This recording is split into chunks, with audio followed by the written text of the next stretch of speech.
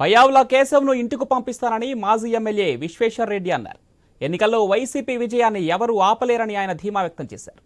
Parliament అభ్యర్థి శంకర్ నారాయణతో కలిసి ప్రచారం నిర్వహించారు. పయ్యావుల కేశవ్ ఎన్నికలప్పుడు మాత్రమే ప్రజలకు కనిపిస్తుంటారని, ఆ తర్వాత ఆయన ఎక్కడ ఉంటారో తెలియదన్నారు. ఉరవకొండపై ఈసారి వైసీపీ జెండా ఎగురుతుందంటున్న విశ్వేశ్వర్ రెడ్డి పార్లమెంట్ అభ్యర్థి శంకర్ నారాయణతో మా ప్రతినిధి Ramanjaneyulu face to face. Uravakonda నియోజకవర్గం ఇక్కడ ఉత్కంఠ మధ్య ఎప్పుడు ఎన్నికలు జరుగుతాయి. ఎవరు గెలిచినా కూడా 1000-2000 ఓట్ల మధ్యనే ఇక్కడ గెలిచే అవకాశం ఉంది. అయితే ఇంత ప్రాధాన్యత ఉన్నటువంటి ఈ నియోజకవర్గానికి మరోసారి ఎన్నికలు జరగబోతున్నాయి. ప్రస్తుతం మనతో ఉరవకొండ వైసీపీ ఎమ్మెల్యే ఎంపీ అభ్యర్థులు ఇద్దరు ఉన్నారు. ప్రస్తుతం ఈ ఎన్నికలు ఎలా జరగబోతున్నాయి, ప్రజల నుంచి అధికార పార్టీకి ఎలాంటి స్పందన ఉంది కనుక్కునే ప్రయత్నం చేద్దాం. అనే చెప్పండి, ఇప్పుడు ప్రస్తుతం నియోజకవర్గ వ్యాప్తంగా ఇప్పటికే మీరు 2-3 సార్లు చుట్టేశారు. ప్రస్తుతం ప్రజల నుంచి ఎలాంటి స్పందన ఉంది? ముఖ్యంగా వైఎస్ఆర్ కాంగ్రెస్ పార్టీ యావత్తుగా కూడా ప్రజల్లోనే ఉంది. 5 ఏళ్ళు కూడా జగన్మోహన్ రెడ్డి గారు తన ప్రభుత్వ హయాంలో మమ్మల్ని అందరినీ కూడా ప్రజల్లోనే పెట్టినాడు. అందుకే ప్రతి ఇంటిని చాలాసార్లు మాట్లాడించడం, ఏదో కార్యక్రమం పేరుపైన సంక్షేమ కార్యక్రమాలు ప్రజలకు అందించే దాంట్లో భాగంగా చాలాసార్లు తిరిగాము. అందుకనే మంచి స్పందన ఉంది. ఇక్కడున్న స్థానిక శాసనసభ్యుడు పయ్యావుల కేశవ్ ప్రజలకు అసలు ఈ 5 ఏళ్ళు కూడా కనపడలేదు. అందుకనే ప్రజల్లో కూడా ఎన్నికలప్పుడు మాత్రమే వస్తారు వీళ్ళంతా కూడా రాజకీయాలంటే ఎన్నికల కోసమే చేస్తారనేటువంటి అభిప్రాయం ఉంది. ఈసారి చాలా మంచి స్పందన, తప్పకుండా పెద్ద మెజార్టీతో గెలుస్తుంది. ఎప్పుడు ఎన్నికలు జరిగినా కూడా దొంగ ఓట్ల పైన లేదంటే గెలుపు దాని మీద ఎప్పుడు ఈ నియోజకవర్గంలో బెదిరింపులు ఉంటాయి. ఎందుకని? ఈ నియోజకవర్గంలో మెజారిటీ గ్రామాల్లో మెజారిటీ బూతుల్లో వైఎస్ఆర్ పార్టీ కానీ అంతకుముందు కాంగ్రెస్ పార్టీకి కానీ మెజారిటీ వస్తుంది. కానీ కొన్ని గ్రామాల్లో ఇక్కడ కొటాలపల్లని, ఛాయాపురం ఇట్లాంటి ఒక 10-15 గ్రామాల్లో దాదాపు 60% మంది ఒకే సామాజిక వర్గానికి సంబంధించిన వాళ్ళు ఉన్నారు. తక్కువ శాతం మంది బీసీలు, ఎస్సీలు ఉన్నారు. అట్లాంటి చోట్ల కొంత డామినేట్ చేసి ఓట్లు వేయించడం, లేకపోతే ఢిల్లీ నుంచి, బెంగళూరు నుంచి, హైదరాబాద్ నుంచి వాళ్ళ ఓట్స్ని ఇక్కడే ఉంచి చనిపోయి 20 ఏళ్ళైనా కూడా ఆ ఓట్లు అట్లే ఉంటాయి. ఎవడోడు వచ్చి వేయడం ఇట్లాంటివన్నీ కూడా చేస్తారు.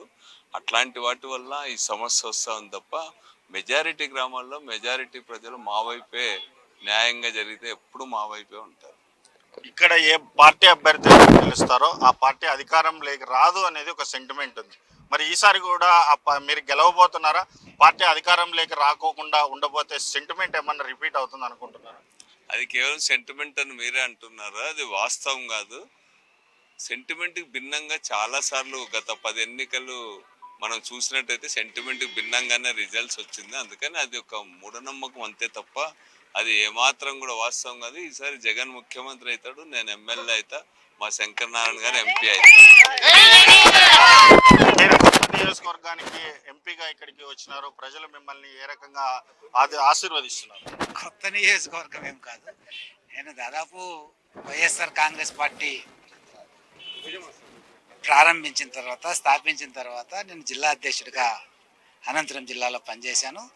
మరి ప్రతి మండలంలో కూడా గ్రామ స్థాయి నుంచి మండల స్థాయి వరకు కూడా ఎవరైతే నాయకులు, కార్యకర్తలు ఉన్నారో వాళ్ళందరితో కూడా మంచి సంబంధాలు ఉన్నాయి. అంతేకాకుండా మరి జగన్మోహన్ రెడ్డి గారు ముఖ్యమంత్రి అయిన తర్వాత, నేను పెనుగొండ ఎమ్మెల్యేగా గెలిచిన తర్వాత మంత్రిగా కూడా పనిచేయడం వల్ల ఈ ప్రాంత ప్రజలందరితో కూడా మరి పరిచయాలు ఉండడం, ఈ ప్రాంత ప్రజలందరికీ కూడా నేను సుపరిచితుడే. నా బంధువులు, మాకైతే ఎవరైతే బంధువులు ఉన్నారో బంధువులు మొత్తం మరి ఈ ప్రాంతంలోనే ఉన్నారు. అంతేకాకుండా గత 2011 నుంచి 19 వరకు కూడా మరి ఈ ప్రాంతంలో ఉన్న మరి ముఖ్యంగా ఉరవకొండ శాసనసభ్యులు, మాజీ శాసనసభ్యులు విశ్వేశ్వర రెడ్డి గారు, మరి మిగిలిన నియోజకవర్గాల్లో ఉన్నటువంటి ఇంత మునుపు ఎవరైతే ఇన్ఛార్జీలుగా ఉన్నారో వాళ్ళందరి ఆధ్వర్యంలో, వాళ్ళందరి నాయకత్వంలో మరి ఈ జిల్లాకు అనంతపురం జిల్లా, ప్రస్తుత అనంతపురం జిల్లాలో కూడా మరి కార్యకర్తలతో ప్రతిపక్షంలో ఉన్నప్పుడు అనేకమైనటువంటి ఉద్యమాలు ప్రజల కోసం పనిచేశాం. మరి 2019లో అధికారంలోకి వచ్చిన తర్వాత జగన్మోహన్ రెడ్డి గారు ఆదేశాల ప్రకారం మరి ప్రతి తాలూకాను, ప్రతి నియోజకవర్గాన్ని కూడా తిరగడం జరిగింది. ప్రతి చోట నాకు మంచి సంబంధాలు ఉన్నాయి. నేను ఈ నియోజకవర్గానికి మరి తప్పుకోకుండా భవిష్యత్తులో కూడా అభివృద్ధి జరగడానికి, నియోజకవర్గం అభివృద్ధి జరగడానికి నా వంతు శాయశక్తుల మరి ఎవరైతే శాసనసభ్యులు ఎన్నికవుతారో వాళ్ళందరి సహకారాలతో కృషి చేస్తాను.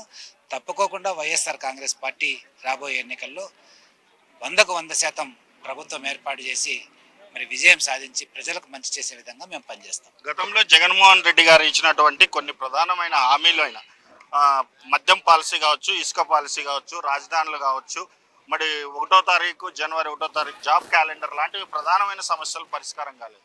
మరి ఈ ఎన్నికల్లో ఏమైనా అలాంటి వాటివన్నీ మీ మీద ప్రభావం చూపే అవకాశం ఉంది? మద్యపాన నిషేధం అమలు కాలేదనేది అబద్ధం. ఎందుకంటే మద్యపాన నిషేధం ఏదైతే హామీ ఇచ్చాడో అది దశల వారీగా అమలు చేస్తామని హామీ ఇవ్వడం జరిగింది.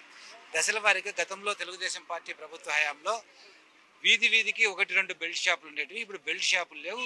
ప్రభుత్వమే ఈరోజు వైన్ షాపులు నిర్వహిస్తూ మరి ప్రజలకు మితంగా మద్యం సరఫరా అయ్యేలాగా చర్యలు తీసుకుంటుంది. వీటన్నిటిని ఏవైతే మేము చెప్పామో వాటన్నిటిని కూడా 99% పూర్తి చేశాం. జగన్మోహన్ రెడ్డి గారు హామీలను నెరవేర్చాడు. మరి 1-2 ఏవైనా మిగిలిపోయినా కూడా తప్పుకోకుండా మేము నెరవేరుస్తాం. అంటే ఇప్పుడు వరకు దాదాపుగా ప్రభుత్వం ఇచ్చినటువంటి అన్ని హామీలను నెరవేర్చిందని, మరి రాబోయే రోజుల్లో కూడా ఖచ్చితంగా వైఎస్ఆర్ గవర్నమెంట్ ఫామ్ చేయబోతుందని, అందుకు తగ్గట్టుగానే అభ్యర్థులందరికీ కూడా ప్రజలు బ్రహ్మాండంగా అభ్యర్థులందరికీ కూడా బ్రహ్మరథం పడుతున్నారు.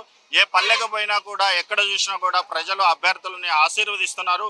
దీన్ని బట్టి అర్థమవుతుంది మరి 2024లో జరగబోయేటువంటి ఎన్నికల్లో తిరిగి మరి జగన్మోహన్ రెడ్డి ముఖ్యమంత్రి కాబోతున్నారు. మేమందరం కూడా ఎమ్మెల్యే అభ్యర్థులు, ఎంపీ అభ్యర్థులు అందరూ కూడా ఎమ్మెల్యేలు, ఎంపీలు కాబోతున్నామని, దీని అంతటికీ నిదర్శనం ఇదేనని చెప్పేసి మరి ఉరవకొండ అసెంబ్లీ నియోజకవర్గం అభ్యర్థి విశ్వేశ్వరరెడ్డి, ఎంపీ అభ్యర్థి శంకర్ నారాయణ ధీమా వ్యక్తం చేస్తున్నారు. కెమెరామెన్ సుధీర్తో రేపటి రామాంజనేయులు, ఐ న్యూస్, ఉరవకొండ నుంచి.